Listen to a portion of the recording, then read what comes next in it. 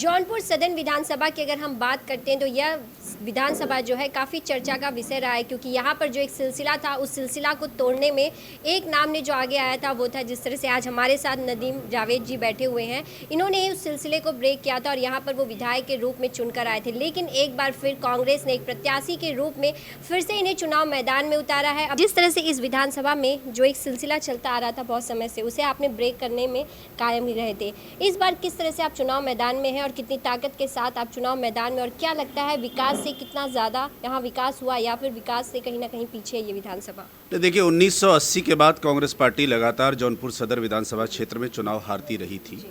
और 2012 में जब कांग्रेस पार्टी के शीर्ष नेतृत्व की तरफ से मुझे विधानसभा का प्रत्याशी बनाया गया था, तो यहाँ जौनपुर सदर विधानसभा क्षेत्र की महान जनता के आशीर्वाद से, सारे लोगों की ताकत से, हिंदू मुसलमान अगड़े पिछड़े सब लोगों ने इकट्ठा होकर इंसानियत के नाम पर, भाईचारे के नाम पर, कौमी एकता के नाम पर, विकास के नाम पर मतदान देने का काम किया था और मैं उत्तर प्रदेश की विधानसभा में पहुंचा था। 2017 के चुनाव में भी मुझे काफ़ी वोट मिले, 50,000 में मैं जीत गया था और 80,000 में चुनाव हार गया। लेकिन इस बार के चुनाव का विमर्श बहुत अलग तरह का है और जिस तरह का जौनपुर सदर विधानसभा क्षेत्र में वातावरण दिखाई देता है, वर्तमान भारतीय जनता पार्टी के जो प्रतिनिधि हैं, जो विधायक हैं, उनके खिलाफ जनता में भयंकर आक्रोश है और जनता उनको चुनाव किसी भी कीमत पर हराना चाहती है। समाजवादी पार्टी के जो प्रत्याशी हैं उनको लेकर कोई बहुत पॉजिटिव राय लोगों की नहीं है। एक स्पेस क्रिएट हो रहा है। 5 सालों तक कांग्रेस पार्टी के विधायक के रूप में लोगों ने मेरा कामकाज देखा है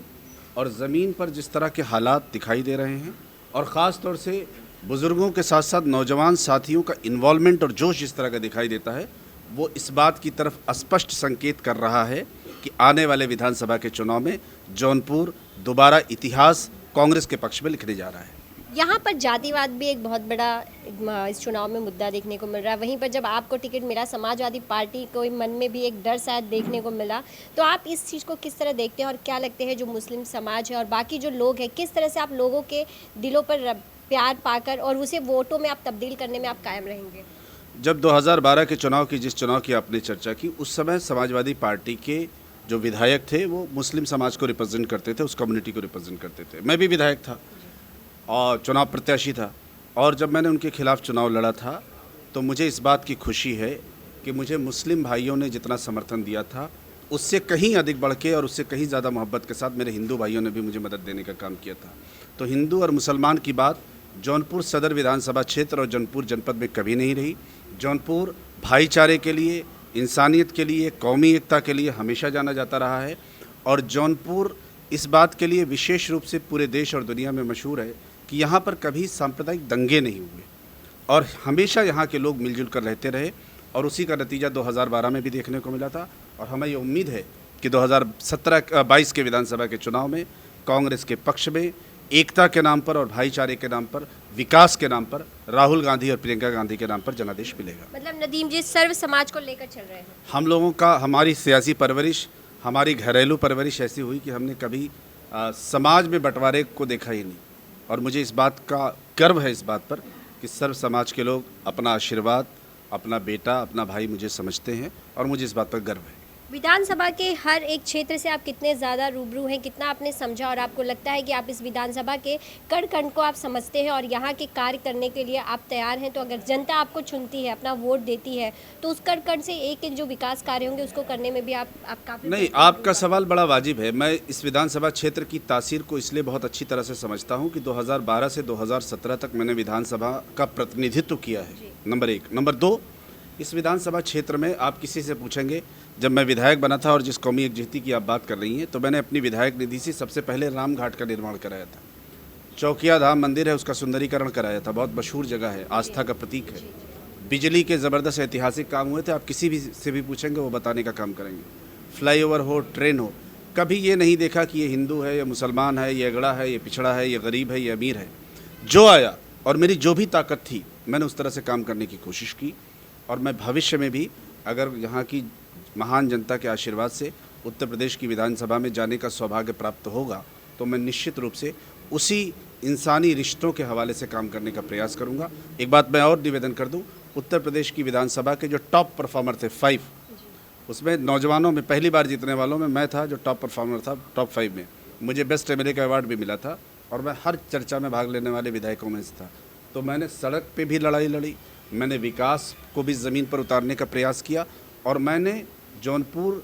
सदर विधानसभा क्षेत्र की जनता की आवाज़ को विधानसभा में तो उठाया ही, साथ ही उत्तर प्रदेश की जनता की आवाज़ को भी विधानसभा में मजबूती के साथ उठाने का काम किया। लगातार उस ज़माने के जो इस्टेब्लिशमेंट था उससे हमारे झगड़े बहुत होते रहे, और जो हम लोग चर्चा में शामिल होते थे उसकी चर्चा भी पूरे उत्तर प्रदेश में होती रही। लेकिन जिस तरह से कहा जा रहा है कि इस समय चुनाव में जो है समाजवादी पार्टी और भाजपा की लड़ाई है, कांग्रेस तो इस चुनाव से बाहर है, और इस बार भाजपा जिस तरह से अपने कामों को गिरा रही है, महिला सुरक्षा हो या सभी चीज़ें हो, तो इन सब बातों को आप किस तरह देखते हैं और किस तरह से आप देखते हैं कि कांग्रेस की जीत यहाँ पक्की है? देखिए, पब्लिक डिस्कोर्स में कोई भी राजनीतिक दल कुछ भी क्लेम करे, उसको जनता अच्छी तरह से समझती है कि ज़मीन के स्तर पर क्या लड़ाई है। दो तरह की लड़ाई होती है, एक तो प्रदेश स्तर के पर किन किन दलों की किस लड़ाई होती है, एक वो नैरेटिव बिल्डिंग होती है। दूसरे कुछ कॉन्स्टिट्यूएंसीज़ का, कुछ विधानसभा क्षेत्रों की अपनी तासीर होती है, वहाँ का कुछ समीकरण होता है, वहाँ के विधायक के खिलाफ या इस्टेब्लिशमेंट के खिलाफ कुछ एक ख़ास तरह का माहौल होता है। उस इस्टेब्लिशमेंट के खिलाफ कौन व्यक्ति खड़ा हो रहा है, किसकी वॉइस है, किसकी बात में दम है, कौन नैरेटिव बिल्डिंग कर पाता है। तो मुझे ऐसा लगता है कि इस विधानसभा क्षेत्र में कांग्रेस पार्टी के साथी और सहयोगी यहाँ की जनता के आशीर्वाद से और उनको इन्वॉल्व करके प्रोसेस बिल्डिंग करेंगे। अगले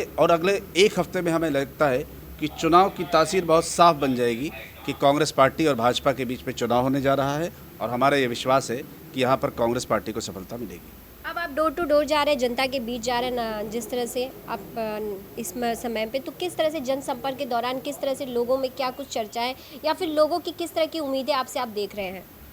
देखिए, दो बातें हैं। एक तो ये है कि वो 2012 से 17 के काम की चर्चा कर रहे हैं। दूसरी बात यह है कि वर्तमान जो सरकार है और विशेष रूप से इस विधानसभा क्षेत्र में जो भारतीय जनता पार्टी के प्रतिनिधि चुनाव जीते हैं, उनके खिलाफ जिस तरह का माहौल है वो चर्चा करते हैं। तीसरी बात वो ये भी कहते हैं कि विकल्प के रूप में केवल कांग्रेस पार्टी और आप चुनाव लड़ रहे हैं।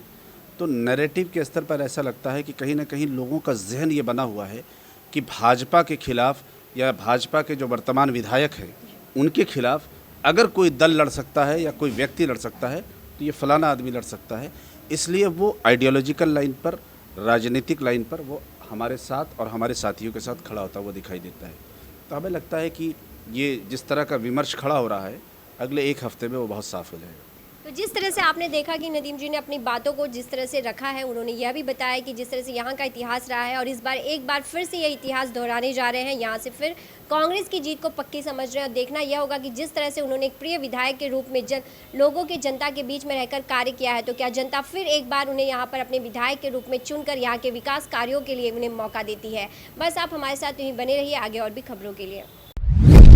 आप देख रहे हैं सक्षम न्यूज इंडिया, सबसे पहले सबसे तेज।